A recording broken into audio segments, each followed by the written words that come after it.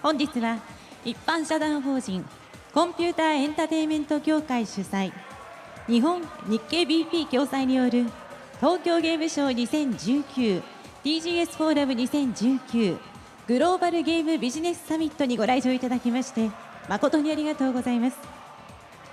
開演に先立ちまして事務局よりご案内を申し上げます。携帯電話はマナーモードに設定いただくか、電源をお切りくださいますようお願いいたします。なお、本セッションは同時通訳にてお聞きいただけます。同時通訳レシーバーは会場入り口にてお配りしております。なお、こちらのレシーバーは赤外線で受信しております。そのため、ポケットの中に入れたりしないようご注意ください。この同時通訳レシーバーは赤外線で受信をしているため、ポケットの中に入れたりしないようご注意ください。また、同時通訳レシーバーは講演終了後、会場出口のスタッフまでご返却くださいますようお願いいたします。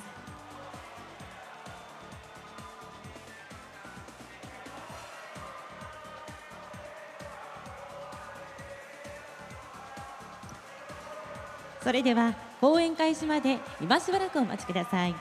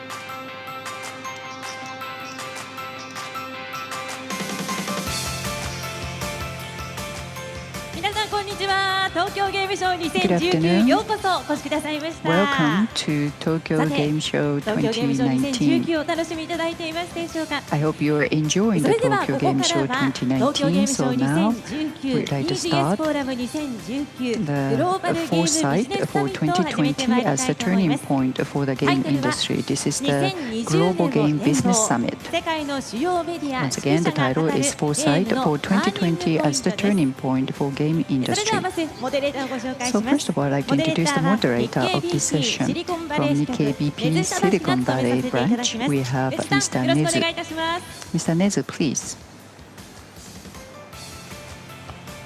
高いところから失礼いたします。ただいま紹介に Hello, 預かりました。 thank you very much for the モデレーターの introduction. ネズと申します。 I am the この度よろしく moderator. お願 My いいた name し is ます。よろしく Nezu. お願いいたし Thank ま you す。 very much indeed. それではパネリストの皆様を Now 順 I'd 番 like to にご introduce 紹 the 介してまいりた panelists いと思い in ます。 order. まずはお一人目のパネリス First ト of です。 all, the first panelist IGM エグゼクティブ is ディレクタ from ーミ IGN ランダ・サンチェス様です。 Executive お願いいたし Director, ます。 Ms. Miranda どうぞ拍 Sanchez. 手でお迎えください。 Please welcome Miranda with big round of applause. So, Miranda, welcome to the Tokyo Game Show 2019. Would you please introduce yourself?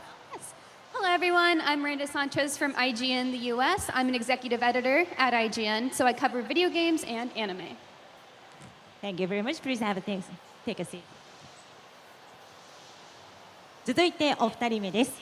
The second panelist is from GameSpot Managing Editor, どうぞ Mr. 拍手で Peter お迎えください。 Brown. Please welcome Peter with big round of applause.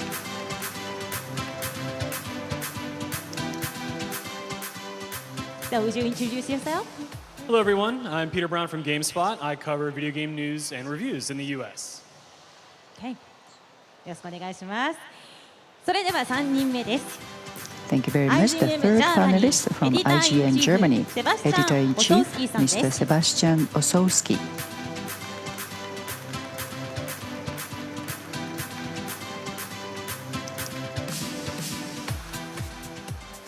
Hello, everybody. I'm Sebastian. I'm head of IGN Germany, and yeah, I basically manage IGN Germany, and I'm super excited to be here. Thank you very much. Thank you for joining us today. それでは4人目です。ポケッ Next, ト the ゲーマ fourth ー、 panelist ビッグインディ from ピッチ Pocket マネージャ Gamer, ー、ソフィア・オートリ Big ー・ドレイ Indie クさん Big です。 Manager, Sophia Aubrey Drake.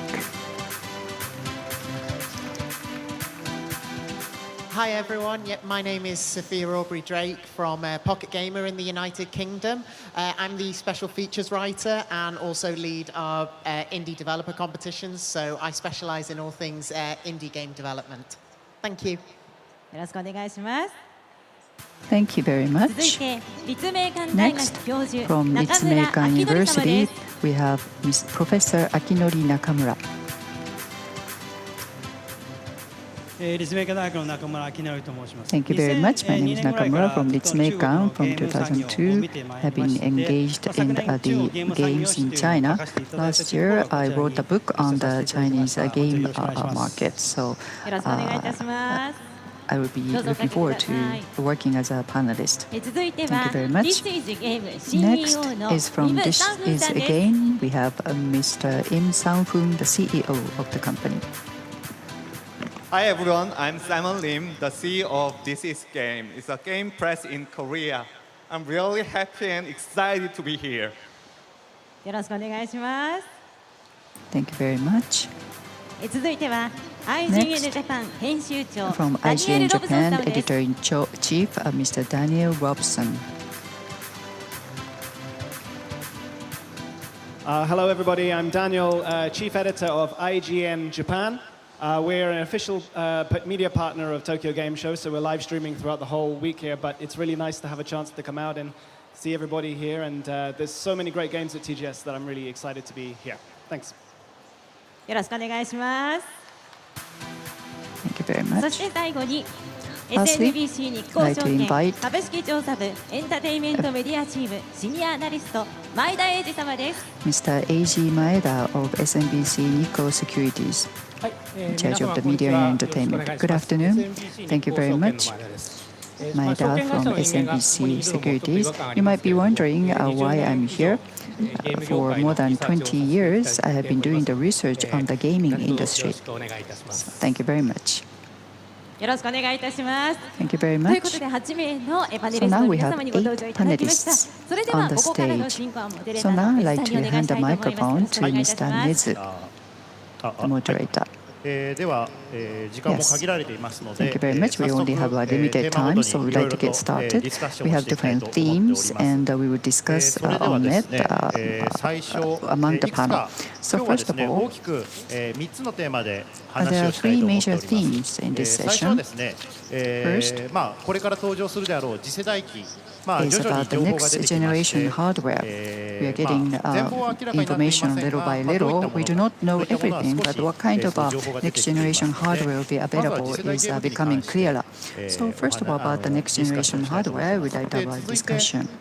And then ストリーミングゲーム、 we'd like to こ move ち on ら to も the 今 game 年の後 streaming. 半から来年 From に the かけて second 本 half 格 of 化してい this くという year ことで、 and その toward 話 next 題に year, つい this て is 触れた going い to と be 思い a ます。 full-fledged で、最 penetration 後 of に it, ですね、 so I'd like to talk about that.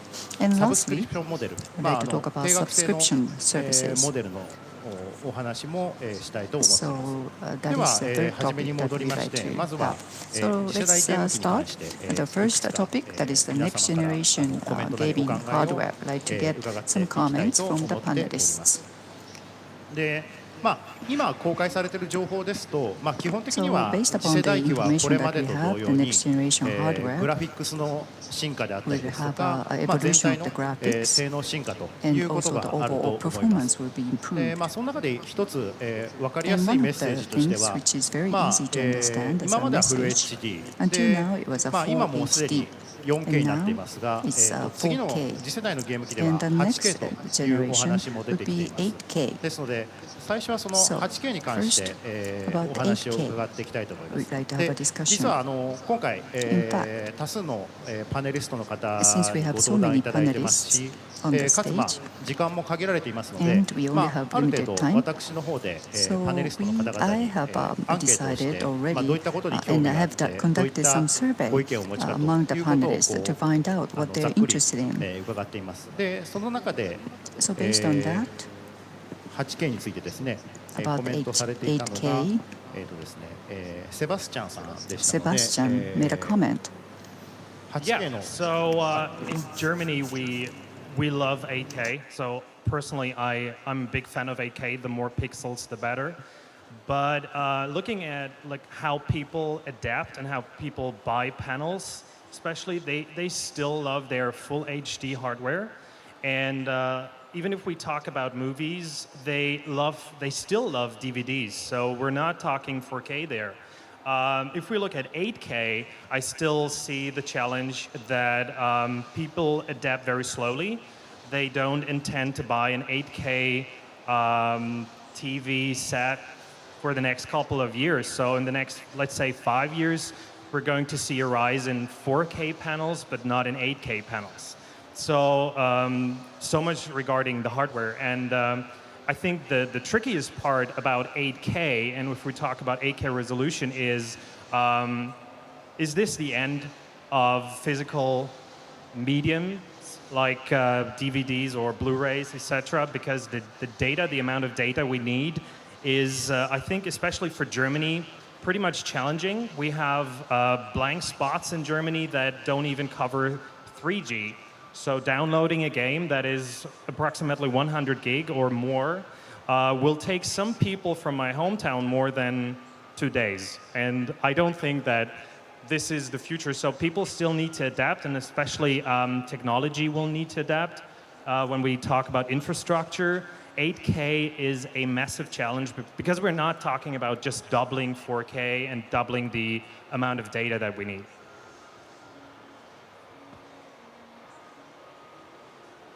私からの質問ですけど、例えば Okay, I have a question8K to に you. なった時に、 So, for ど example, ういう with 新しいゲームが出てきそうとか、 what どう kind い of うゲ new ーム体験が games 出 would てきそうとか、 emerge そういっ and た what ことは kind of 何か experiences 今 would be お考え provided? ありますか？ Anything that you have in your mind? Well, if we look at games, we're now coming to the end of the current gen consoles, and exclusive games usually they max out the consoles that they're on. I think the best example right now is Gears 5 on Xbox One, which is beautiful. It runs on 4K, 60 frames per second, and there's some set pieces that are very close to I don't want to say photorealistic graphics, but they're very, very close to what we see in real life. With the next gen, I expect that some of these games, of course, they advance in storytelling, but also in terms of photorealistic graphics. Again, this will result in a crazy amount of data. So I hope that some of the games that will be released in the next couple of years, they challenge us in terms of storytelling, but also in terms of what do we see on the screen? Is this really just a game, or are we hitting real-life graphics?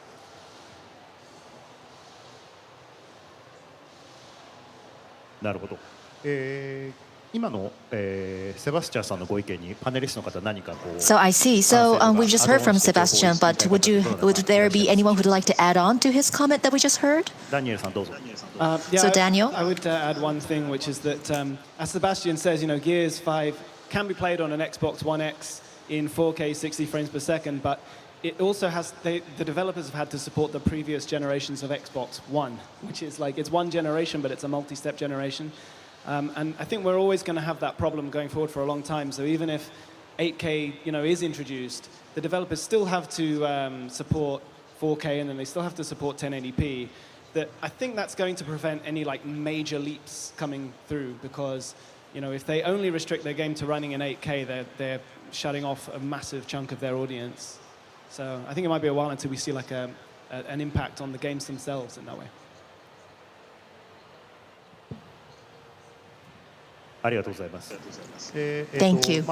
グラフィックスという意味で So は、graphics. 欧米市場の When we say graphics, I do believe US, you would be taking advance here. We heard about the word photorealistic, but then we know that there's people like a movie or pictures with more pixels. So when it comes to 8K games, for example, Miranda and Peter, you look at the North America market. Can you give quick comments around people's preference to high pixel images? So can Miranda start? Yes, so in the United States, everyone wants their games to look the best they can, especially when you look at the PC gaming market. You talk about maxing out your graphics and just getting these crazy rigs to make them look as good as possible. And when we look at next generation games, we always think the obvious innovation is better graphics, more processing power, just better experience overall. And so not only with graphics, but there's also like draw distance and density in like what you have in your game. So it's not just about how it looks, but how it plays. I think everyone's very excited for Cyberpunk 2077 because it comes from a studio that's known to make these beautiful open world games with The Witcher 3. And we were hoping that, at least I think generally in the US, we expect to have more of these bigger games come out that are rich with things to do that go beyond just graphics. It's also about like the capabilities of what these games can do with these new systems. To add to that, I think as well, the competition between companies like Sony and Microsoft are very important to the hardcore gaming audience in the West. And I think you're going to see this sort of power struggle as the two companies vie for 8K. As we've seen in the past, though, like with 4K, there is true 4K, and then there is 4K that is built through some compromises, but you could still call it 4K. So I think we're going to see 8K be very popular. You're going to see the different audiences say our 8K is better than the other companies, and the fan base will get really excited about which one is best. So I think it will be a hot button topic, especially in North America.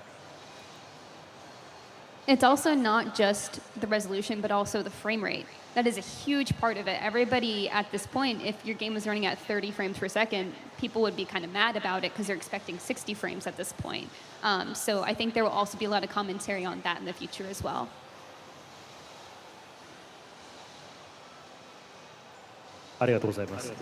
Thank you for your comments. Now, 8K, if you wanted to enjoy 8K games, you need to have a very good display. In the 4K era, if you look back at the 4K era, it's not just the US, but even in China, I think 4K TVs were very much driven by, the growth of 4K TVs were driven by China. But then what about 8K? So Professor Nakamura, you're looking at Chinese market. How do you look at 8K in China?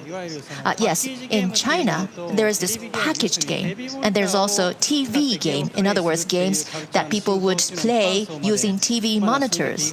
And it's not exactly been prevalent to the entire people. It's just that 0.5% of the entire people who'd be able to enjoy both.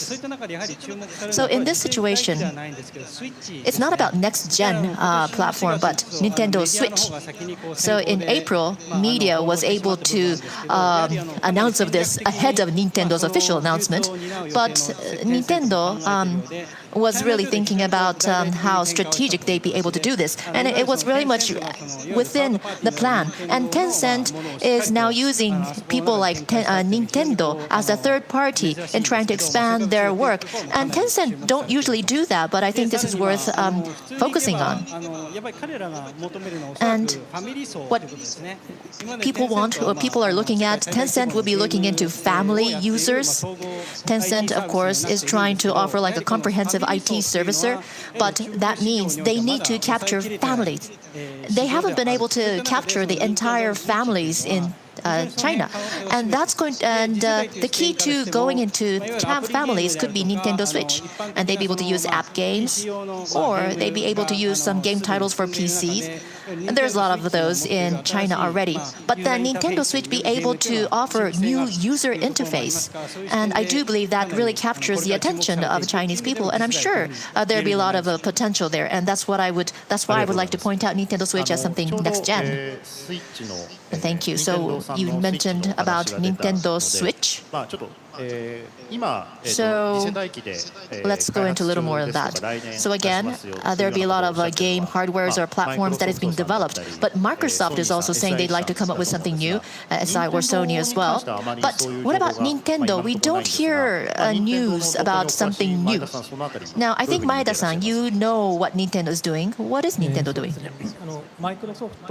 So Microsoft, PlayStation, GA, so they've been able to come up with new hardware. And of course, Nintendo is thinking of what can they do after Nintendo Switch. But then Nintendo Switch is making a great success now. There's going to be Nintendo Switch Lite, in other words, a more mobile form. And so they'll be able to allocate a lot of software development resource for Nintendo Switch. Sometimes Nintendo had some point of time when they had no new software. That's not happening now. In other words, Nintendo needs to keep on selling Switch, have good software, but then I think they're able to spend a little more time, longer time in thinking what they'll be able to do after that. Now we know Microsoft, PlayStation, they're coming up with something new now. And there's going to be more cloud games. And probably Nintendo is going to look at what others are doing in compiling their next strategy. Thank you. So, any other panelists that would like to add on to some of the previous comments that we've already heard? So, Miranda? Yeah, about the Nintendo Switch. Nintendo has always felt like it's run on its own generational cycle outside of Sony and Microsoft. At least from my perspective, I've always felt like Nintendo's been behind, and obviously in graphics, obviously in online capabilities. But their games are great, and I think they hold this place in a lot of people's hearts of being something that you grew up with and that you love regardless of that, and that they're kind of playing their own game. And we look to them to see what sort of innovation they want to do with their systems. So like with the Switch, it being a home console, but also a mobile device is very different. And you're not going to see Sony or Xbox do that. I mean, you probably won't, because they wouldn't want to take the hit to the performance that would come with it. So it's interesting to see what Nintendo does, and I think for them, I just really hope they do focus a little bit more on online performance, not necessarily graphics. I think they're rolling at their own pace and they're doing okay keeping up with it, but there's just some modern things, like quality of life things, that I would like to see them focus on. ありがとうございます。Thank you. もうセバスチャンさん待ちきれない感じなので。 I think, Sebastian, you are urging to speak. Yeah, I would like to add something because I totally agree on this point. Because when we talk about this console war, Nintendo's always been out of the picture. And what they've done in the past, and they've done it very successfully, was that they came up with ideas that people did not really believe in the first place, and now look at the numbers that how many Switch consoles were sold in the past. And what I'm really excited for is how they, or what kind of plan they have to compete with all these services that, for example, Microsoft is coming up with streaming your whole gaming library onto every kind of device you have, even your mobile phone. I mean, at Gamescom and even E3, they already showed how this might work out. We'll still need to see how it works out in the field. But I think even Stadia is a good example where you have your mobile phone or you have some kind of other device that you're carrying around when you go to work, for example, or when you're on public transport, and you can play the game that you already own. You basically stream it. And I think this concept of playing wherever you are on the device that you own, whatever kind of device you own, will be a major challenge for the concept of a Switch console. Because it's basically the same thing, but you carry around that little tiny console, that handheld console, and this will become obsolete in the next couple of years, I think. So it will be interesting to see what Nintendo has up their sleeves. To counter that, if I may, I think you could see in the past few years companies like Capcom had supported the Nintendo Switch with game streaming for Biohazard, Resident Evil 7, right? They were able to do that. But also, Microsoft is working a lot with Nintendo these days. You'll see, the new Ori game, or the previous Ori games on Switch. You're seeing a lot of Microsoft logos in Switch ads. I wouldn't be surprised if they actually worked with Nintendo and made Switch that more versatile gaming device. Like, sure, it's not a phone, right? But they can still reach gamers on that device and make the most of it. So I would love to see more cooperation between those two companies rather than competition. I think that would be good for everyone. I totally agree. ありがとうございます。Thank you very much. ちょうどマイクロソフトさんのお話と、 So we マ talked ルチプラッ about トフォームということのお Microsoft, 話があったと思うんですが、 multi-platform was 一 also 旦ちょっと mentioned. マイクロソフトさんで先ほどスト So リ I'd ーミング like のゲーム to, ということで、 we also 事前に touched いただい upon た the アンケート streaming. でイムさんがその So based on 次世 your 代機ではマイ reply クロ or ソフトがより response, こうスト I リーミン think グゲーム that にフォーカスするんじゃないかというようなコメントを Microsoft されて might いた be ので、 focusing まあ more その on あ the たり streaming の game. お考え具体的にもう少しこ So の場 could で you 伺え talk れば about と思います。 that a little bit more? Actually, we are all talking about like console market here. And the other panels are mainly from Western market or Japanese market, where the consoles are very strong there. But in Korean market, the consoles are not that strong, including like China or Southeast Asia market, the consoles are not that strong. But in total, the game market there is very strong these days. Like in Korea, like mobile games is number 4 in worldwide revenue. However, it's not easy for like console makers to kind of get success in Korea. PS are doing very hard. They are winning MS in Korea, but the total revenue in game market is less than 5%, I guess. Now, recently, MS had partnership with SK Telecom. SK Telecom is the #1 telecom company in Korea. And this case is the first case MS had partnership with the other telecom companies in worldwide. I mean, I think the MS is now more focused on streaming games. In Korea, every house have telecom communication there, and there are set-top boxes. Through these set-top boxes, MS want access to normal users. So by doing this, MS can meet kind of a lot of people with console games, I guess. This is good strategy, I guess, and it will expand to, I guess, Singapore, Hong Kong, where there are internet infrastructure is good. But I think it's hard in Chinese market or American market because they're huge. It's not easy to access to every house there. Yeah,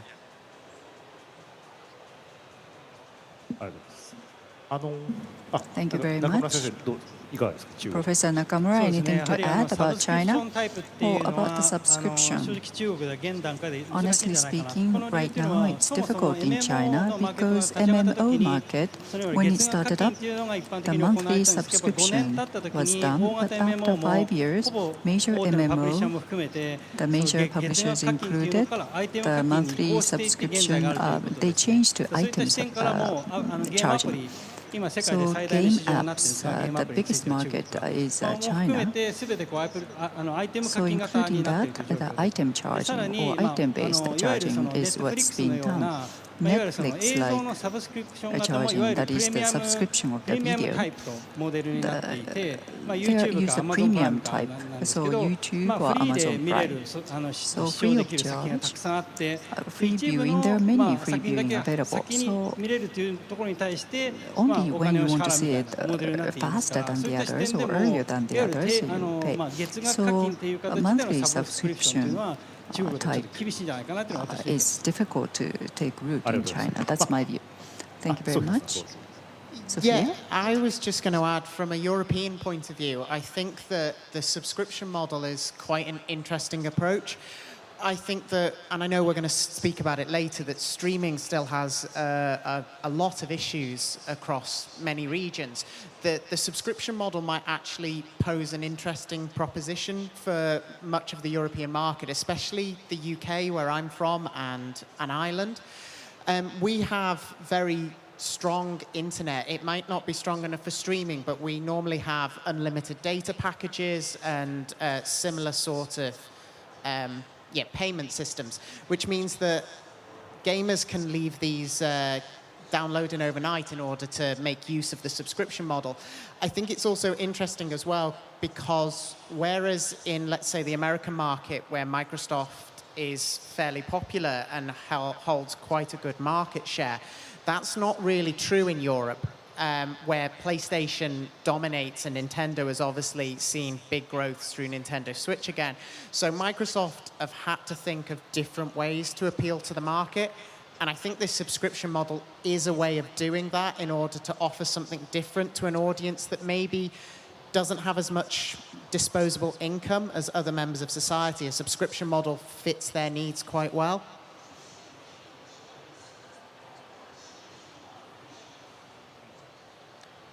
なるほど、興味深いお話です。そのちょっと悩ましいのは後からサブスクリプションもストリーミングもお話しするので一度今のお話を受けてまたちょっと一度次世代機の話題に戻させていただいて Let's go back to the next generation hardware just for the moment, and we can continue discussing other matters later. はじめ8K の話から進めましたが、技術面という意味では、他にも次世代機で乗るかどうかは分かりませんが、いろいろとテクノロジーの進化の様子を見てみると、例えば音声認識だったりとか、音声認識もAI の技術を使って人工知能の技術を使ってます。そのあたりのSo that is another evolution that we are seeing happening very quickly, and how that would impact the gaming industry. I think that's a very major, important topic. And AI topic, the potential of the AI in the gaming industry. That is a kind of discussion, and Sophia mentioned the AI in the response, so you can probably talk about the impact of the AI on gaming industry. Yes, I think when it comes to the next generation, I think focusing too much on 4K, 8K and graphical evolutions is maybe underestimating the growth in the next generation. I think in many ways the technology has outstripped consumer demand, and many people are very comfortable still playing with their full HD games, especially where I'm from.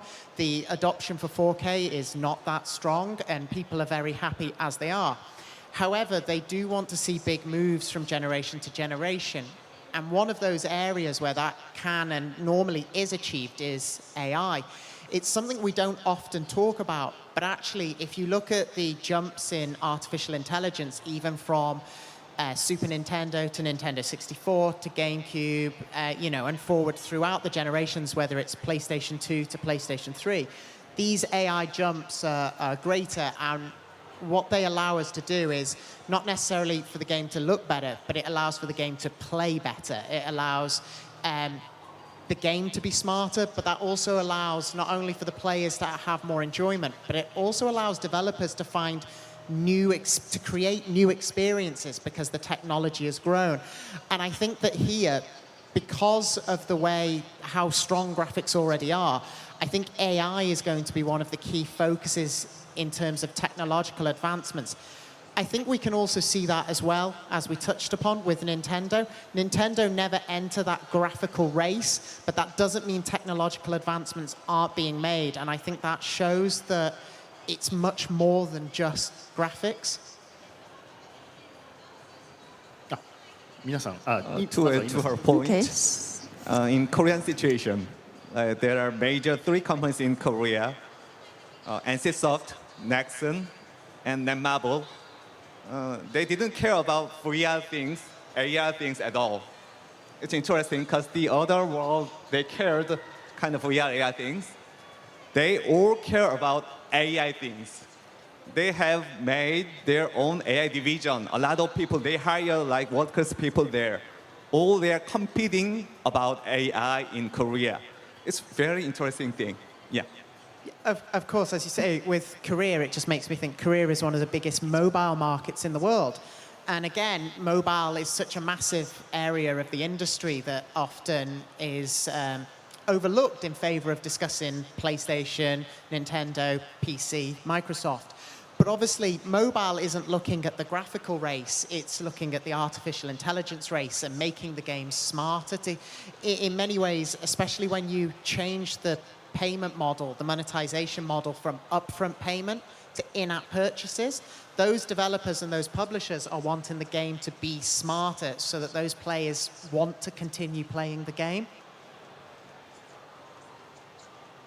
I agree with you that AI is very important, but I don't think that that excludes graphical progress as well. One of the things that I love is old video games, which were rendered at very low resolutions, but people have been able to use AI technology to scale those low-res images up and get a high-res quality image out of that. And I think what's going to be really interesting to see is what companies use that to also enhance, backwards compatible games, right? That's something that's worked very well for Microsoft in the last year. Sony's made some strides, but not a lot.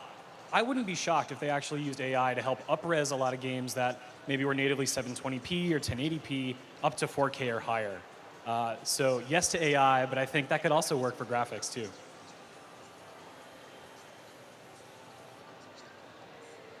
Thank you very much. So when we say AI, I think US and of course China, there's lots of competition for development. That's what I would think from Japan. And I think, so Miranda, can you tell us a little bit about what you think about AI? Yeah, absolutely.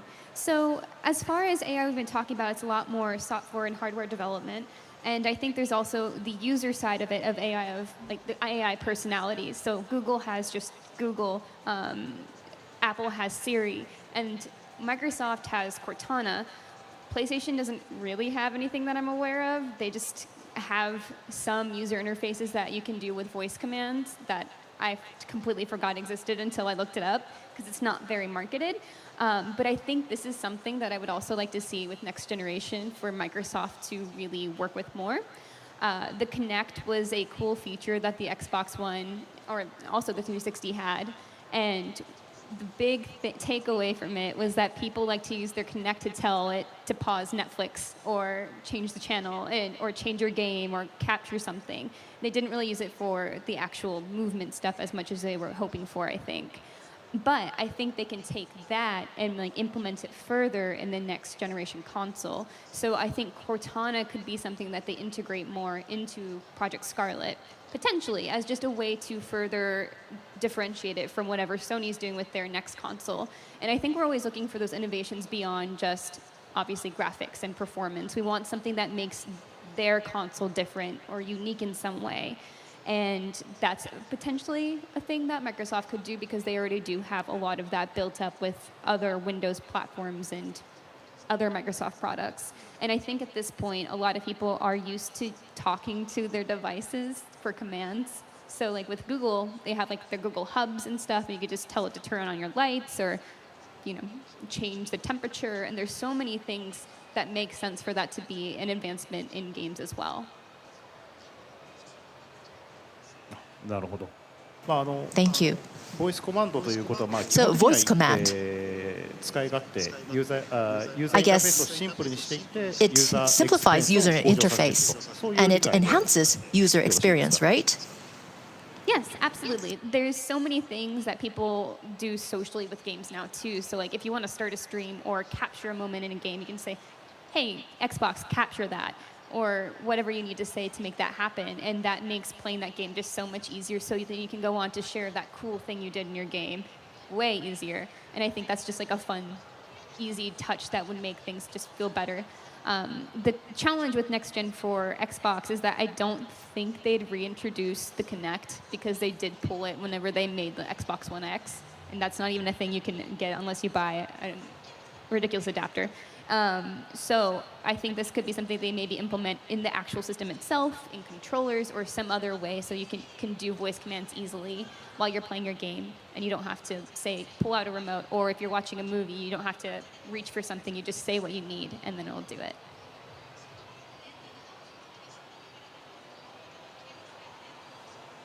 確か、スタディアが出している Right, so Stadia, I think, has a controller that allows voice commands. So that's what you'd be expecting for others to do as well? Yeah, I think it's just a very simple thing, just to add a microphone that you can manually turn off into the controller and then to just say the commands that you need to make your gaming experience just that much easier. Or more convenient.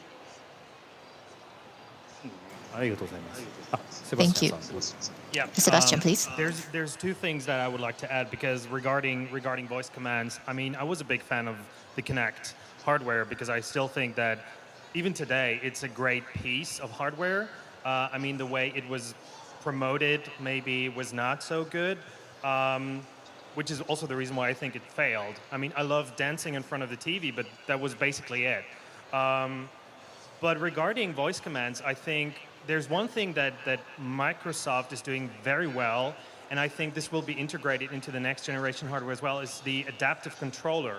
So all of this, like voice commands, is something that will help people that are physically challenged or handicapped to use the hardware the way that they want to use it. Even if you have problems using a normal controller, you can control your device the way you want to use it. And we can see that already happening with the adaptive controller, which is fantastic. And I think it's super, super important also for the future to turn AI, or even if we only talk about these learning systems that we already have on our mobile phones. I mean, Apple is using learning systems in their mobile phones already.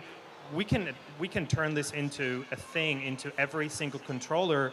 And Microsoft is doing that in their Xbox app is like a second piece of software that you can use independently from the hardware you own.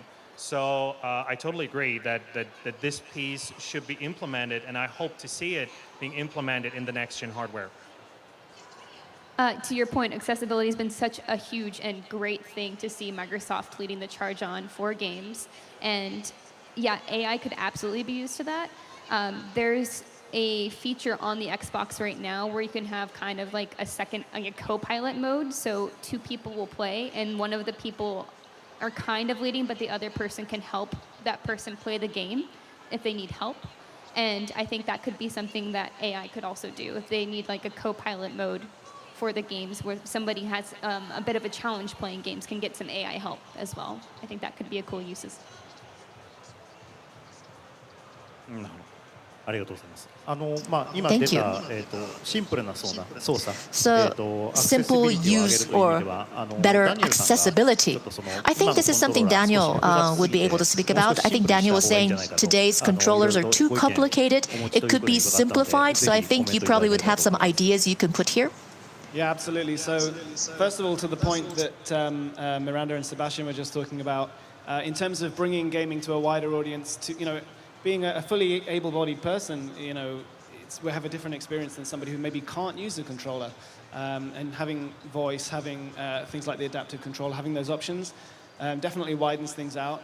But even, you know, coming into gaming now at this point in 2019 as a young person who maybe, you know, I have a daughter, she's 7 years old, and since she was a little kid, she's known how to open an iPhone and touch things and flip things around. You put a controller in her hand and she's like, what do I do with this? Because, you know, when I was a kid, a controller was a little flat thing with one directional button and 2 or 3 buttons, action buttons on the right side.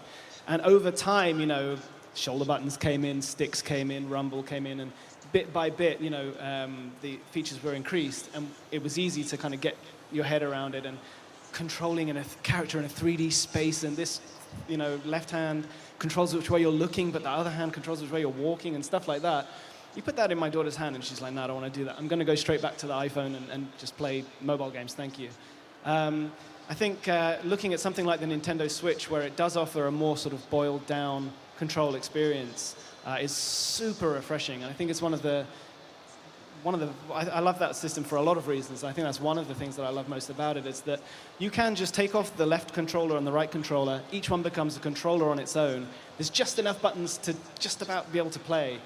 And I would love to see some more simplified controllers available for PlayStation, for Xbox going forward, or even for PC, because, as I say, you know, even you have the accessibility argument, and you also have just the having to get your head around this crazy controller with like a dozen buttons on it and sticks and levers and motion and everything. So yeah, I would say that one of the features I really hope for in the next generation is more options for more accessible game controllers, for sure. Yeah. I think you know, we've kind of come to a point where the input systems for games doesn't really change that much anymore. When touch came along, you know, from the Nintendo DS and then onto the smartphones, it was this huge like shift in a new way to interact with a game. And then you had things like motion control with the Wii, which has stuck around too. But in general, by and large, when people want to operate, you know, a video game on a console, it's the controller. You know, it hasn't really changed for a long time. So I'd love to see some streamlining in that.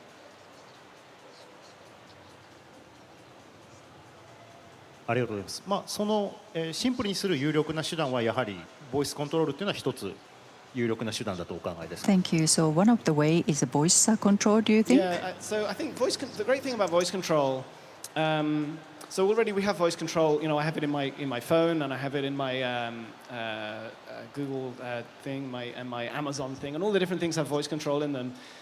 So long as it's quicker to operate it with your voice than it would be to just push a button, it's great.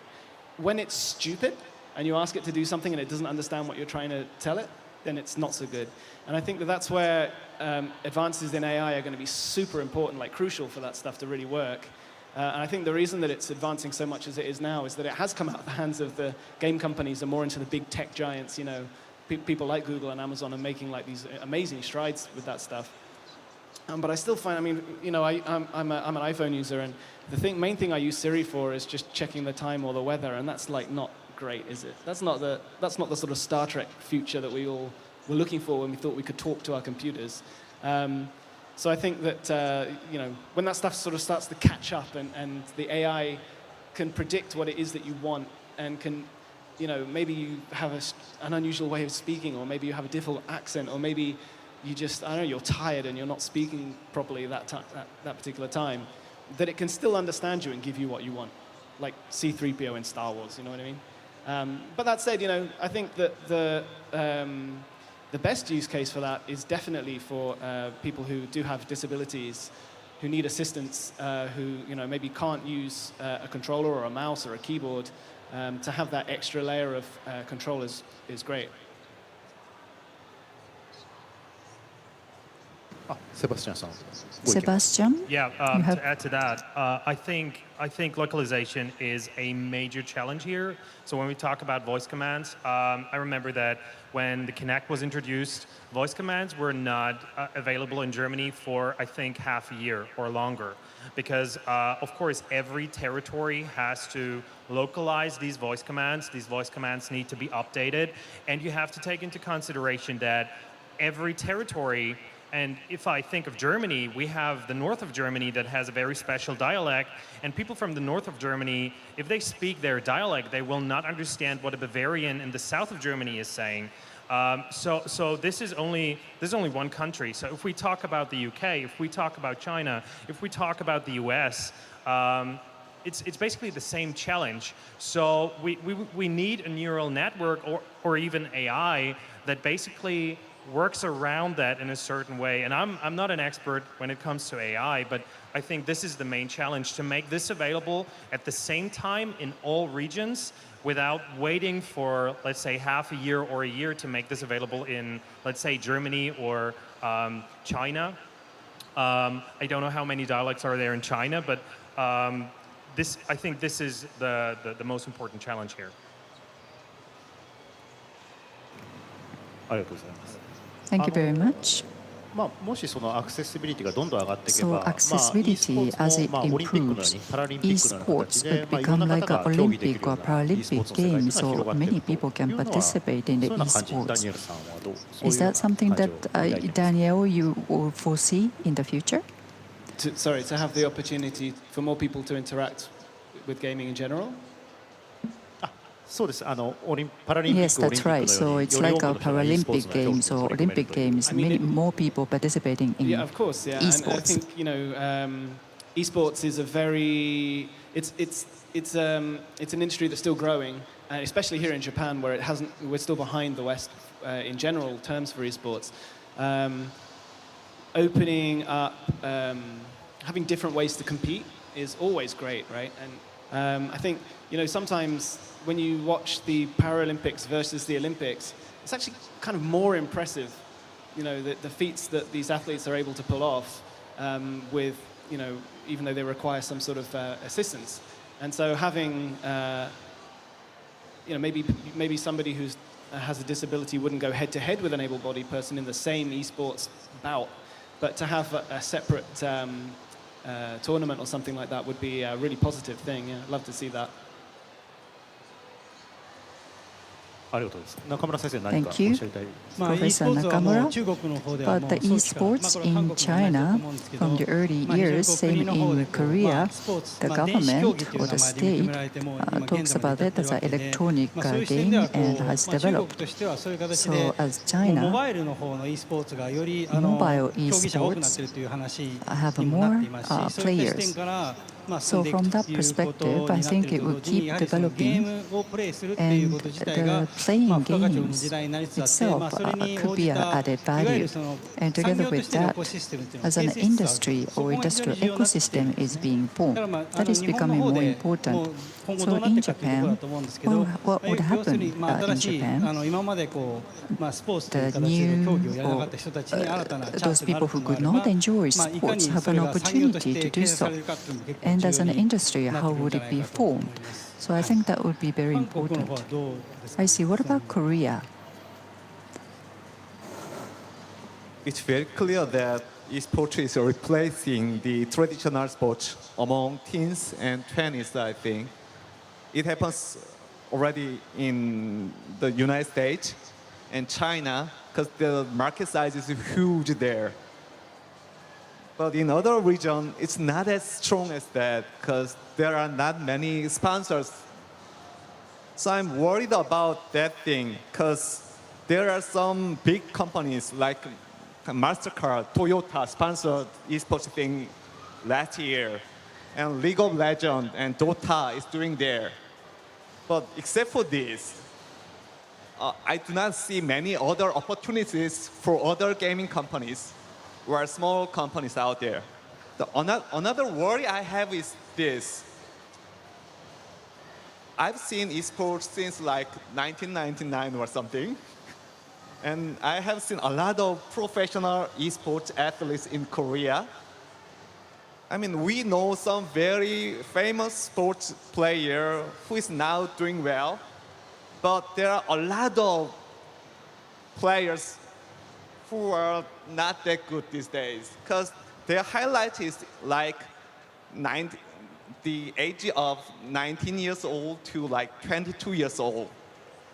After that, they couldn't win world tournament. So I'm very worried about the future of the professional esports players. I think it's really interesting to see the difference in the markets when it comes to esports. I mean, when we look at Asia, there is rapid growth at the moment. And whilst in the West, we've obviously recently seen the Fortnite World Championship that's, done very well with a big prize fund. I think really there is still a barrier to entry to make esports a popular sport, especially in key Western markets. And I think one of them is, I think the reason for that is because of the different markets. When you look at, let's say, Korea or China, or even to an extent Japan, but mainly Korea and China, you see that the audience latch on to specific games and play those games over and over and over again, whether it be StarCraft, whether it be League of Legends, anything like that. Whereas in the West, because we still favor the changing gaming trends and, for example, a game that's understandably very popular in the United Kingdom is FIFA, with the UK being a massive football or soccer market.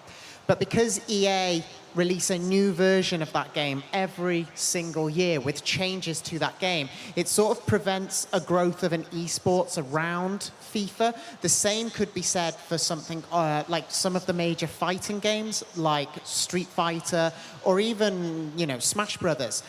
People will play one version of the game, but when the next version is released by, let's say, Capcom, when they release Street Fighter V, we end up getting into a big, strong debate about whether the community is going to move from one to the other. And I think that causes a problem, because if you think about the Olympic Games and try to compare the video games to the Olympic Games, whilst we see certain sports move in and out, we're not every year, for example, changing the rules of the sprint or changing the rules of tennis, or, the sport stays the same. And I think that has a challenge in the Western markets because we're always moving on to the next game all the time. So it's not even the challenge of just the game itself changing every year. It's that there are so many different kinds of games that always cycle in and out of popularity. Right now, Battle Royale is the big hot thing, but a few days ago it was MOBAs. And now we don't know what will eventually be next. There are always staples, like the fighting game community is very strong and healthy, and it's growing, and I think it's one of the few esports markets that actually has a good diversity in just its players and like their age and ethnicity and just all around better than that. But esports as a whole is just such a different beast compared to regular sports, as far as, it's like if you want to get into each individual game, each market has its own very specific things. Like you look at what Blizzard did with the Overwatch League versus what Dota does, or Valve does with Dota, or even like League of Legends versus Dota. Like Dota is very player focused. It's about the players, not the teams, whereas most other esports like League of Legends, it's about these teams.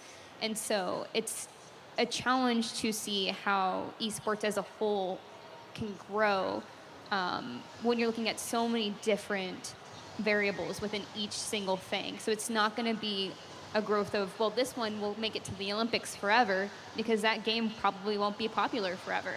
I mean, maybe it'll have a good, healthy community for a long time, but it won't necessarily be the hit thing forever. To add to that, and especially in Germany, we have the challenge of politics. I think it's been like 10 years to actually acknowledge video games as a part of our culture, or video gaming culture as a whole. And it's taken more than 5 years to actually see esports as a serious branch of that video gaming industry. And it's growing so slowly in Germany. So we have a TV channel now and it's growing, but every year we're struggling, or we're having the same discussion again. So we actually discuss whether esports is a real sport at the moment. And I think just 2 weeks ago, or let's say a month ago, there was a study that declared that esports is not a real sport. So we're basically running in circles, discussing that thing again and again every year, which prevents the whole industry from going, let's say, beyond that discussion and just growing it as people want it to grow. And let's say politics is not helping the way they should. We have officials that really love the video gaming industry, but somehow the government is not investing as much as they should. Though we have Gamescom, which is a massive fair in Germany, and there's tournaments, and if you look at the numbers of people showing up for these tournaments, there is a crowd, and there's also there's customers and there's people paying for it, but somehow we're lacking the skills and the politicians to push that forward. Actually, every year I visit Gamescom. Whenever I visit Gamescom, I visit Cologne Central Library. Because in Cologne, in the library, they have games. We do not have that games in Korea in the library. And one thing I found very interesting is that in Cologne Library, they have some kind of competition with games, like seniors and juniors got together, they compete with like FIFA thing together. The junior teaches the FIFA thing to the senior, and they got together very easily there. We mentioned Olympic things. Actually, it's not that easy to get through there with kind of gaming. I prefer like community side or library side. People got together with games, with esports. They can meet the seniors, juniors easily, the foreigners, natives easily. I think we need to more focus on that kind of things like libraries, communities, or like college things, so that make that esports more like social things for the older people. Yeah.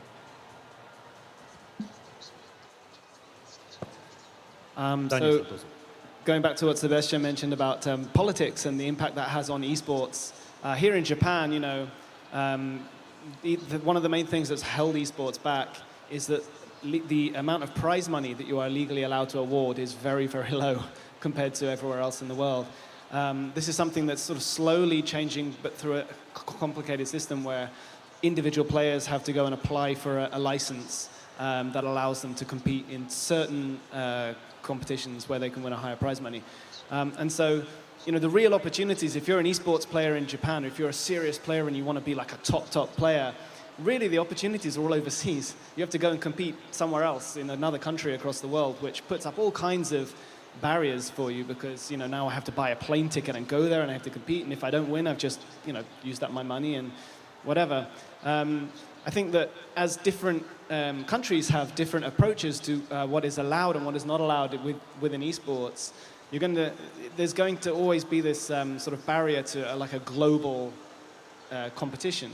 So something like the Olympics, where, I don't know, if you look at something like soccer or football, there's no restriction. Anyone can play that. All you need is a ball, and you're gone. You know, that's it.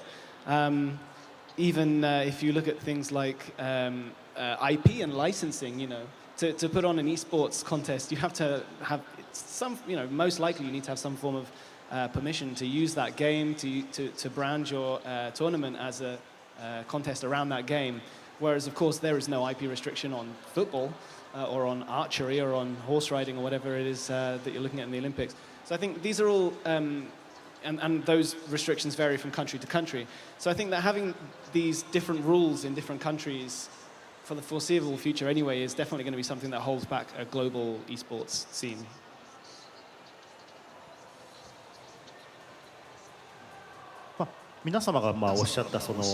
So thank you. You mentioned about some of the issues behind growth in esports. So yes, like politics, yes, we need supports from politics. And in that sense, I think China is having an easier time. But Professor Nakamura, would you have any comments there? Well, yes, we are seeing good progress. So yes, this is something that we are finding in China. There are leagues. There is actually this authority in China that is allowing people to do all these. And for example, companies like Tencent has been able to, for example, create a success, League of Legends, Area of Warrior.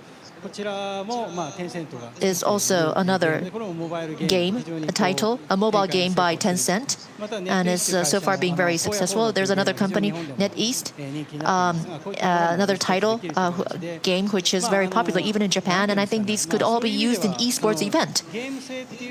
So when it comes to like this competition feature in games, you need to, of course, secure healthiness.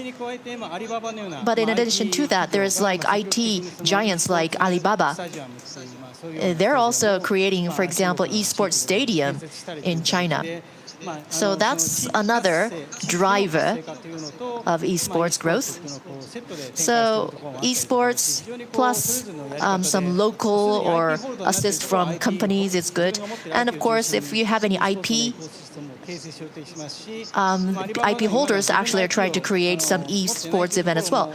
Now, Alibaba would not have any particular IP, but then they do have a lot of commercial viability, and they're really driving these esports development. But then I do agree what the panelists have already mentioned.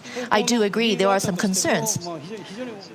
So when we look ahead, yes, for example, even in China, it's not exactly the entire people that's enjoying esports. Like esports, not many people will be able to just fully use their life to enjoy esports and play games. A lot of people would still have to focus on what good, for example, education they'd be able to get to go into university, etc. So just playing games is not going to guarantee you a full life. And there's lots of incidents, so there's also, population of gamers, and so that's what's really supporting the growth in China. So thank you very much. Now, my personal interest, so that would be esports in Japan. Nintendo, what is Nintendo thinking in regards to supporting esports? For example, there's a title like Splatoon. I'm sure that would fit very nicely in esports concept. But Mr. Maeda, would you have any comments there? Well, esports or, for example, offering a big prize money, I don't believe Nintendo is really interested in doing something of their own. But then trying to vibe up the community, for example, doing some E3 events is something Nintendo would be interested in. But it's really to make sure that they'd be able to invite more people to use Nintendo. And it's really about trying to find an occasion to have people enjoy games. So it's not exactly esports, but esports-like events. I'm sure that's something Nintendo would be very happy in doing. So so again, Nintendo is not trying to do specifically esports. So Nintendo again is just keeping their pace. So I know we only have limited time, so let me go into the next theme. This is about streaming, game streaming. So now let's sort of change the topic now. This is going to be about game streaming. Now, again, game streaming, will it be popular or not? And of course, one big factor behind that is if you have a good communication infrastructure. Now, I think we all agree that we find stable communication infrastructure more in the Asian region. So let's ask panelists from Asia first. So I'd like to ask Im-san first. So from what we heard before, or what I learned in your comments, so in game streaming, you find positive factor and negative factor. But can you, I think you were speaking more about negative factor. Can you speak a little more of that? Oh, did I? Actually, I mentioned SK Telecom had partnership with MS before. But before that, there are another telecom company in Korea, LG Telecom. They are number 3 in Korea. They had partnership with GeForce Now. So they see this thing, I mean, the telecom companies in Korea see like in 3G era, the music, streaming music was up. And the LTE era, the movie or video things up. And 5G era, I mean, a few years ago, like a year ago, they kept saying VR, VR, VR. But now they stopped it, and they moved to streaming games. So they think this thing will evolve like this. The music, movie, then gaming in the streaming way. So that there will be a lot of competition between big giants in Korea. A lot of commercials will come out, and a lot of partnerships will work together. However, I'm a little bit worried about the diversity of the game industry. If you are platformers, if you are telecom companies, what kinds of game do you want? Like big IP games or big title games, and old IP games, old popular games. If people keep playing that kind of games, the small indie game companies, for them, it's not an easy situation, I guess. So I'm a little bit worried about that.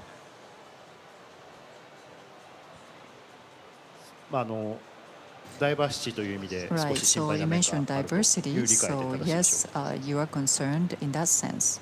Your concern is lack of diversity. うか。今、 Okay, thank you. イムさんで。Im-san, would you like to continue? Yes, or- I do. Because we see it's not streaming thing, but Apple started Apple Arcade.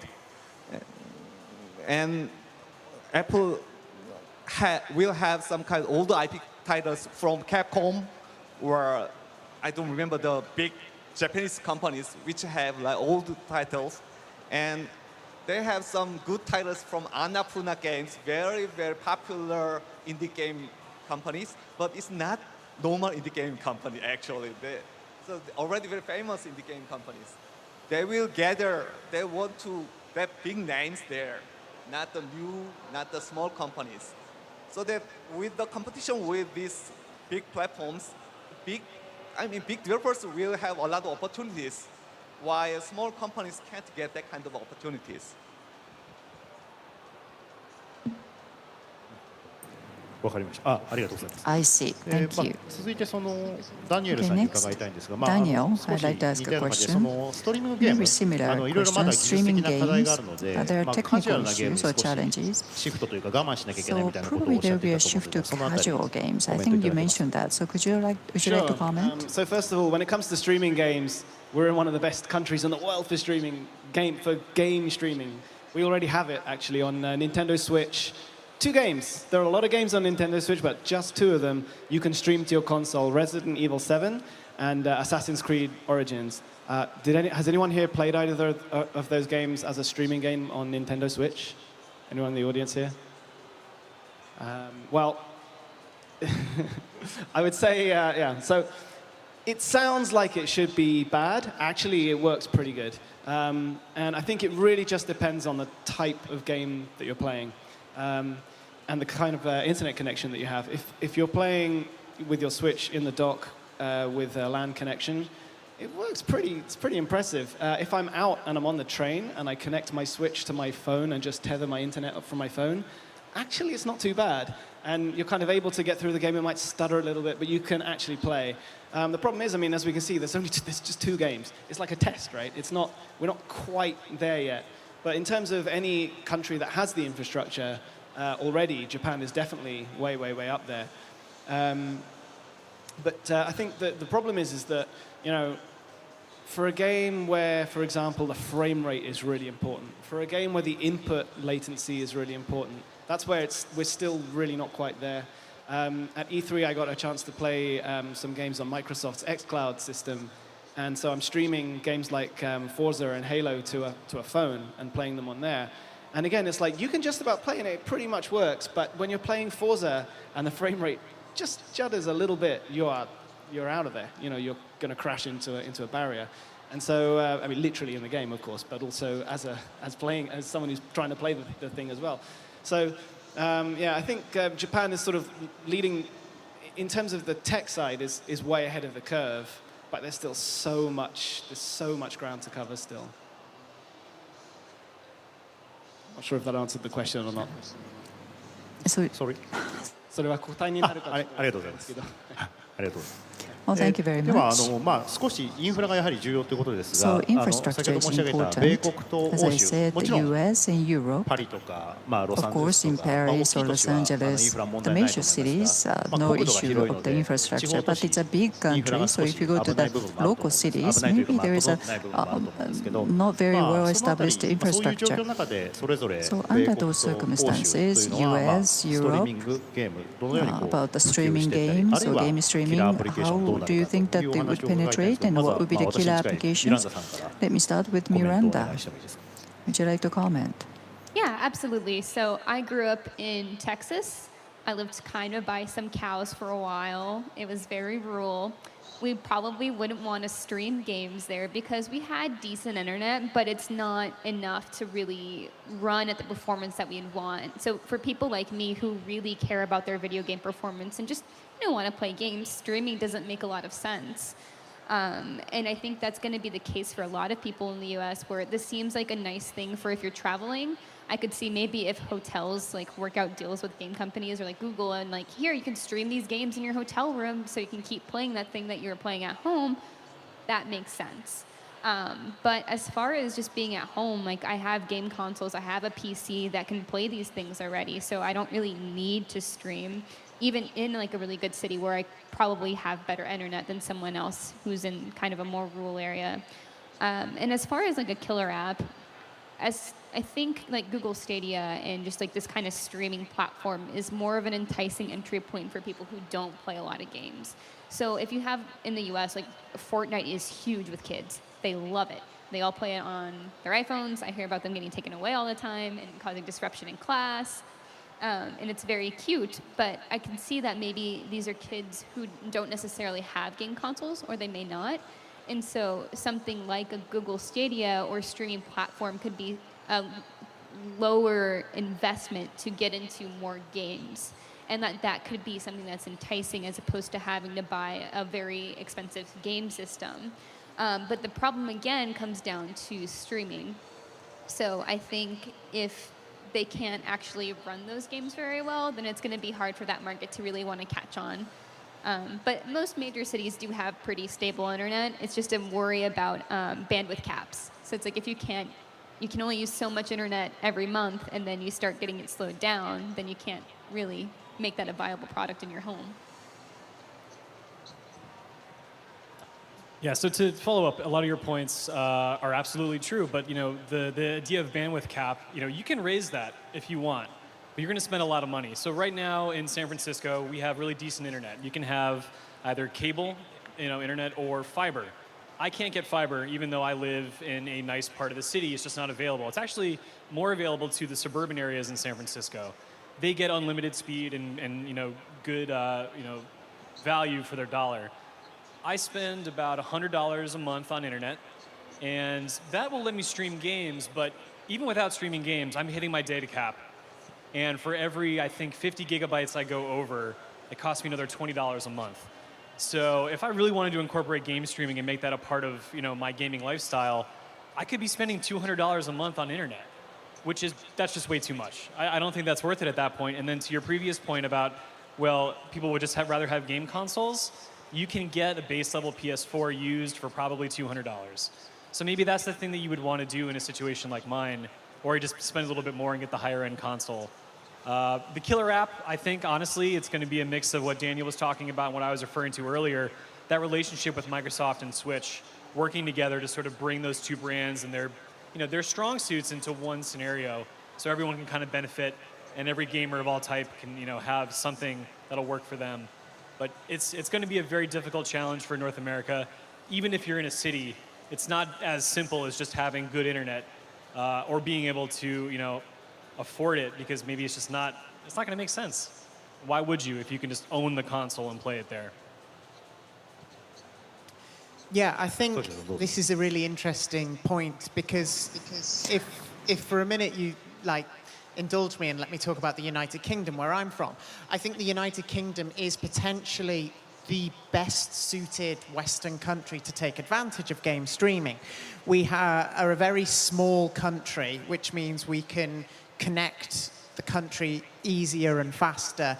We also have some of the cheapest internet in the world, and most packages are unlimited data. So we don't really have a worry of data caps in the United Kingdom. And most of our packages will cost in the region of 20 to 40 pounds a month in UK pounds, which is a lot less than in America. However, we're still not connected enough as a country to take advantage of streaming. And I think that kind of shows the problem that especially something like Google Stadia will face when even the United Kingdom kind of doesn't have the infrastructure yet to take advantage of it. Of course, if you live in London, Manchester, Birmingham, Liverpool, Edinburgh, you'll be fine, you'll be great. But I was born and raised in Wales, and we still don't have the capabilities to do that. You'll still sometimes be watching Netflix and it will start to buffer, or you'll have to pause it and wait. And that's fiber optic routes. I mean, the country is nearly at a point where fiber's through, but the speeds just aren't there yet. I remember sitting in the Stadia GDC keynote, and when they put up their numbers, I thought, yeah, that's not great even for the UK. So yeah, I think there is problems that it's just that the infrastructure hasn't caught up with the technology yet. I already mentioned the telecom company's opinion, but I forgot to say the opposite opinion. Actually, Korea's different situation. The internet is very fast there. If the internet is fast enough, why do you want streaming gaming? It's very easy to download game.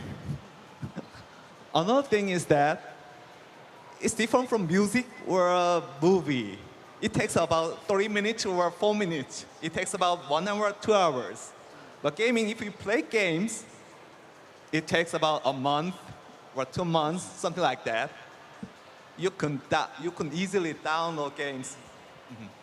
I think what you raise is a very interesting point. In the UK, we are very used to Netflix, Amazon Prime, Spotify, Google Play Music. In fact, DVD, Blu-ray sales are at an all-time low in the United Kingdom.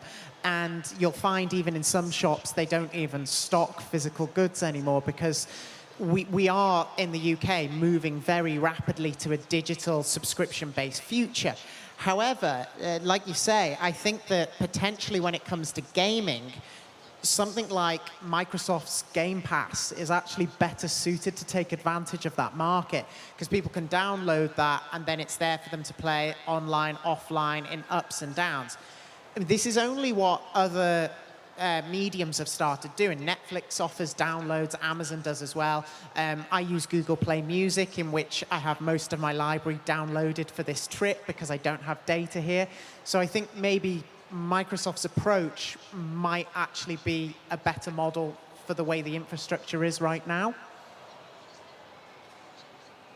Yeah, to add to that, I'm kind of jealous when I hear you two talking about your unlimited data and the speed you are being offered in San Francisco, because when I think of Germany, it sounds like I live in a backwards country to like some sort, because even from like my hometown, which is like medium sized, it's pretty big, it has an elite university.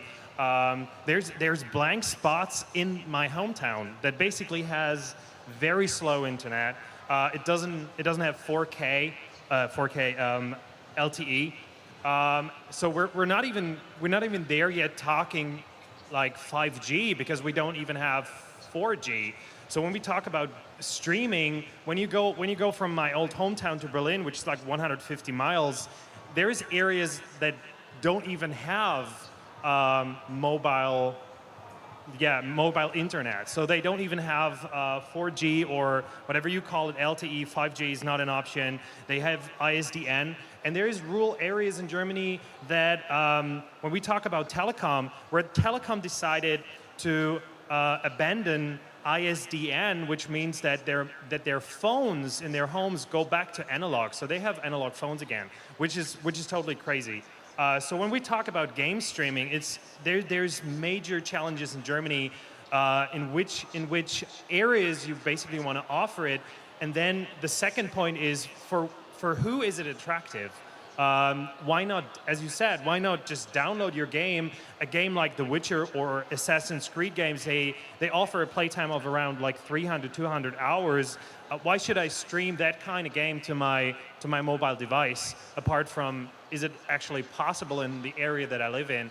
And I mean, Germany compared to China, compared to other countries in the world, compared to the US, is a pretty small country, but they're lacking the speed to actually adapt to that kind of technology. So even Stadia, and I have to agree with you, when I saw these numbers, that you actually need to have a nice experience in, let's say, full HD, 60 frames per second, I don't see that happening for most parts of Munich, actually, where I live now, or even Berlin. There's parts that will not have a good reception for stuff like Stadia. I think the common theme here is that game streaming is perhaps too immature, for the player. But I think, if anything, it's maybe good for the industry right now, in that it's bringing in a lot of new investment. So for game companies, it's a positive thing. For game developers, I think it's giving them a chance to look forward to something, even if it's not going to be impactful to us as users immediately. It will in the long run, but hopefully, at least in the meantime, it'll help fuel the industry to keep it growing in the sense of bringing in money, bringing in new talent and new ideas. Yeah, I think that's true. I suppose one of the other concerns I have with game streaming that goes beyond the consumer and moves more towards how we as an industry adapt is, I think there are questions to be raised on two key fronts. The first being game preservation. We keep getting into that debate over and over again in gaming about preserving the experiences for future generations to come, especially if, now that we take this industry seriously as an art form, which we should, preserving past experiences is important. I mean, Blizzard only recently have relaunched classic World of Warcraft because that same comment was coming up that you couldn't actually experience World of Warcraft in its original form. Now, where game streaming comes, if we move to a future where games are exclusively streamed with no physical or, digital product that remains on a hard drive, we have that question as to how these games are being preserved, who's looking after them, do we have library functions across the world? Beyond that, we also have a question about how developers are going to make money. It's something that a lot of platforms that are talking about streaming, like Google, are remaining fairly silent about. We see in Spotify that, if we just take the music industry as an example, that even artists such as Taylor Swift were complaining about such little money was being made that the music industry has actually turned on its head. And now most of these artists are making their money from live performances because they're not making their money from record sales. And I think we need to be very careful about that in a gaming sense, because whilst streaming offers tons of new opportunities, we want to make sure that we don't, in effect, squeeze out the independent developers and the smaller developers.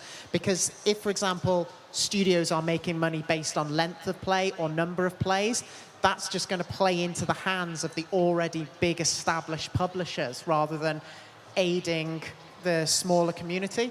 So it's not so much to say that that definitely is a problem. I just think it's something we as an industry need to be aware of and need to be constantly questioning and finding out the answers to these questions if that is where our industry is moving towards. Absolutely. I think, at least in the US, we always champion, at least at my company as well, Xbox's Game Pass, because it's that sort of subscription streaming service. Not necessarily, you download the games, you don't stream them actually.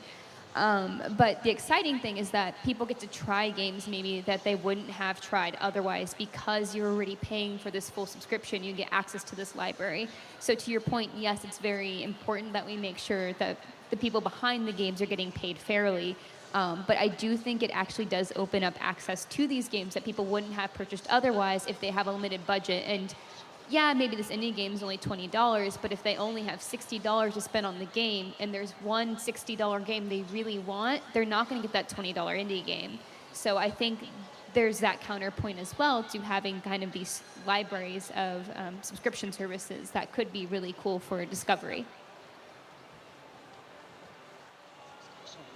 So I think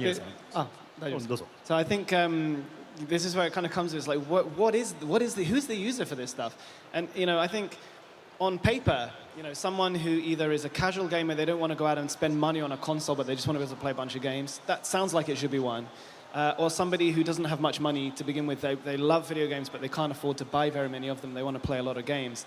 Should sound like the other one. But the problem is that I guess you're caught up in, for the casual gamers, it's still a little bit complicated. Your internet connection has to be this way and not that way, and the setting is not easy. And when you look back at music streaming and even music download sales becoming a thing, when iTunes had DRM on everything, people were like, well, I don't know what to do with this. I'm not going to buy it. And until they took that stuff out and made it and sort of simplified the process, that's when it started to take off. I think when you're looking at the other case where it's just people who don't have much money to spend on games, do they have enough money to spend on a good internet connection is the next question, And so, there must still be other ways for those people to find a variety of ways to play. And I think one other current example, I mentioned Nintendo Switch has streaming games, but the elephant in the room is PlayStation Now. Does anybody use PlayStation Now here? PlayStation Now を使っている方っていらっしゃいますか? お、一人、二人. It's one person, two persons. Does anybody on the panel use it? And it looks like a great sell. You get a large collection of PlayStation games, some of which are classics, some of which maybe not. You have the opportunity to play big hits of Days Gone and as well as old classics that you remember or whatever. But it doesn't work quite well enough in a simple enough way that a casual audience can really kind of get their head around it and just want to get it. So I think something like when Stadia comes along, when Xbox starts to really push Xbox Game Pass, that these are issues that they're going to have to really think about. They're going to have to really tackle these things. どうぞ中村先生。先ほどストリーミング Professor サブスクリプション系は Nakamura, yes, about the でチャンスがないと言っていたんですけど、 subscription. I said that there is not much opportunity in China, but from the different angles, I wouldn't say that there's no possibility. For example, video streaming is popular in China, so what is important there is that 5-6 years ago, without the streaming, illegal download was done using BitTorrent, for example. So that was a phenomena, but now it has been eliminated. Maybe it's going on in the underground, but anyway, it's gone. So you can get the movie free. So publisher has an IP, so it's legal. So if that is the case, Chinese players who could not enjoy legally the classic libraries, there are a lot of pirates in China, so now they can do the streaming. So the package games, libraries, they can play now. So if that is the case, this could be a new business opportunity. But there's one issue, that is a license related to licensing. So if you play legally, then the Chinese government has to license. So the past, the one that were not released before, the past titles, they have to get a license in China. So there have to be some kind of deals, and how do you work with the government or administration?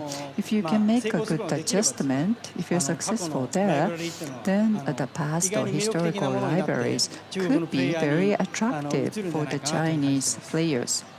ありがとうございます。先ほど Thank you. PS Now あるけれどもあまり流 PS 行ってない Now という問題 is available, 提 but 起 not very サブス popular クリプションの面でおっしゃってたと思うん in ですが terms of 同じようにその subscription. ピータ In ー a さんもその similar あたり way, コメ Peter ントされてますご also 意見いただけますか commented something similar. Do you have any views? So I want to say PlayStation Now launched in 2013 or 2014, which is to say that it was ahead of its time. Ahead of its time in a way, but also, as Daniel mentioned, it doesn't perform quite the way that you would hope. And I think Sony kind of came out with a bang when they announced it, and they tried to market it to people, and people maybe tried it and didn't really like it, and now it's kind of this dead property that everyone thinks they understand, and they think that they know that it's not great, and so they don't really want to go back to it. If anything, what Sony could do is perhaps try to bundle that into PlayStation Plus. They are facing an uphill battle with Microsoft when it comes to streaming and subscription services, as mentioned with Game Pass. So if there's any hope for them, I think, to recover the PlayStation Now brand, make it viable and maybe popular or at least accepted in the West, it's going to have to come as some sort of bundle and it's just be a part, ingrained into the PlayStation. Maybe that'll happen with next gen. Who's to say?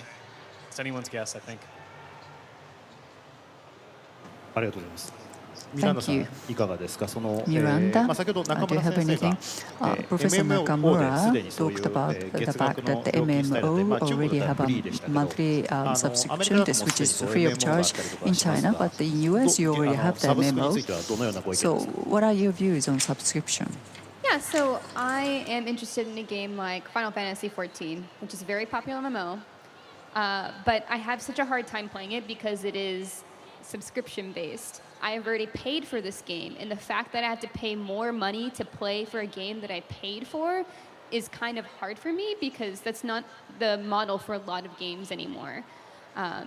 There's so many free-to-play games that are excellent, and all you have to pay for essentially is just cosmetics or maybe a one-time purchase sort of deal. So having these subscription models for individual games, at least from the US, seems very weird still. Especially for someone like me who travels a lot. I want to play this game, but like putting my subscription on hold isn't just a thing you can do. My time is just running around, and I'm wasting my money by being gone and not playing, and that feels very, very bad when other games don't do that. And so that's like a deterrent for that kind of thing. Instead, what I am seeing some of these longer living games do are things called battle passes. So Fortnite has its big battle pass where every season they have, you invest money in, and then you get rewards based on how much you pay or for the kind of thing you pay for. Sometimes it's free, or you can pay for a premium, and then you just earn rewards that way. And I think that's a better way to monetize maybe MMOs as well, and just have like these seasonal things where you can still do special things, but you have to pay for it rather than forcing their users to pay for the permission to play a game that they already bought.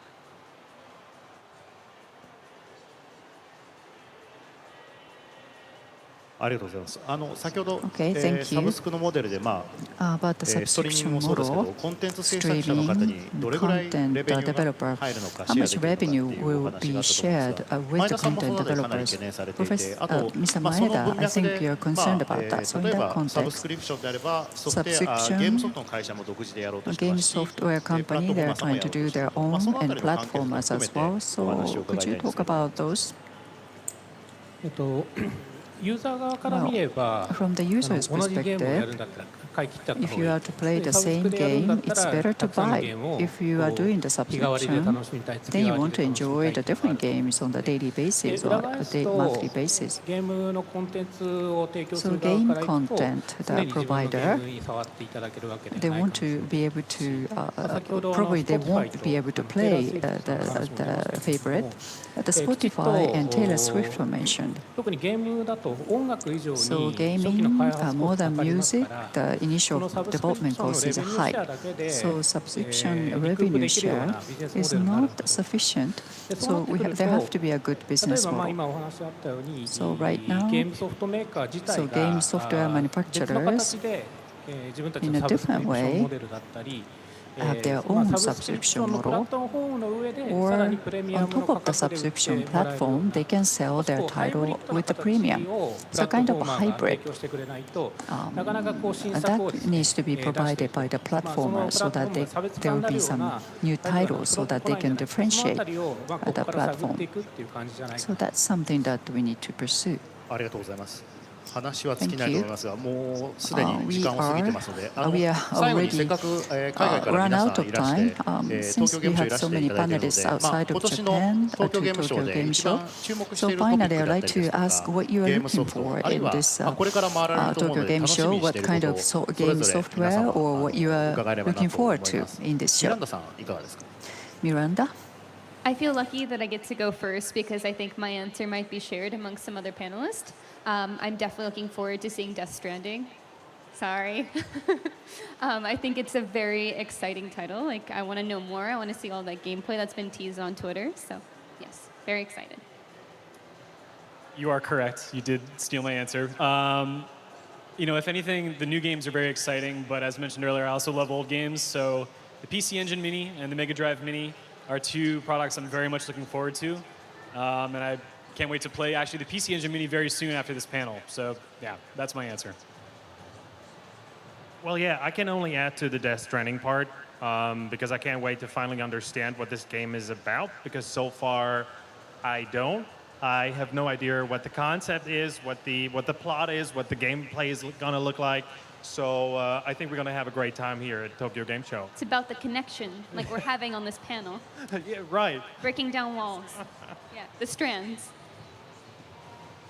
Yeah, I'd actually echo the other sentiments about the retro and classic gaming. As a big retro gamer, I'm looking forward to seeing more of the Mega Drive Mini and classic retro-inspired projects such as the new Gun Vault. But also for me, being a champion of indie development, I love seeing new, different, unique experiences. And so, yeah, for me, it's about basically getting around the indie development area and seeing what kind of experiences the Japanese independent development scene is creating at the moment. I myself like everything about game, but I'm particularly interested in what Chinese game companies be able to offer. I know they have a very large booth this time. So it's Mihoyo, and so I think this is going to be a very important booth that I'd like to visit. So you have to say something that others has not mentioned yet. Actually, I can find a lot of information about big games in TGS, but it's not easy to find good indie game news outside. So I really want to find good small indie games which is not well known already. Yeah. I've been coming to TGS every year for more than 10 years as a journalist and covering this show. As IGN Japan, you know, we live stream throughout the whole show where we have a little studio. And so I'm actually kind of stuck in a studio for the whole, this is like me coming out of the studio as this, and then I'm back in the studio for 4 days. So I'm not going to have a chance to actually go out and play very much. But we have developers bringing games to us all day long, and so I get to see a lot of games. I think very quickly I would say that, first of all, it's awesome that all the games people are mentioning here, or most of them are games that are coming from Japan. Japan has kind of really bounced back in a way. You know, the way that overseas media view and overseas players view Japanese games is really cool to see. So Death Stranding, Final Fantasy VII Remake is playable here, which I think people are going to go crazy for.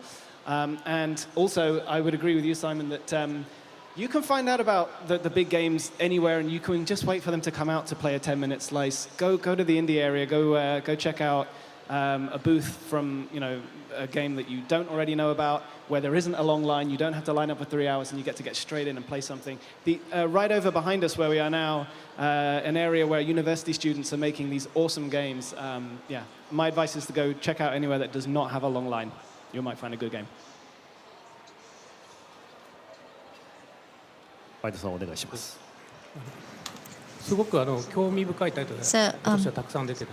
I think there are very interesting booths, and especially towards the early part of this year, we only saw very small titles, but usually whenever there is an event of new game consoles or any new launch of anything, you usually don't find any other launch around. But I think this year we're seeing very good sizable launches in various ways.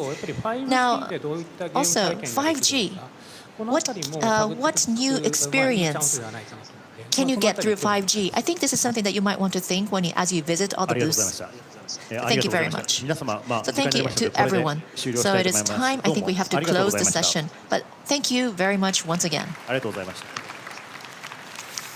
はい、ありがとうございました。 Thank you very much. ちょっとまだまだお話を伺いたいところではあったんですが、お時間となりましたので、 there must have been more that you wanted to share with everyone, but because it's time, we have to close the session. We've been able to hear a lot about each various markets. We've been able to obtain lots of good insights, so please give them another round of applause. Thank you so much, everyone, for sharing the great stories. So lastly, we'd like to hold on the photo session, so please stand up and line up the front area. では最後にフォトセッションを行いますので。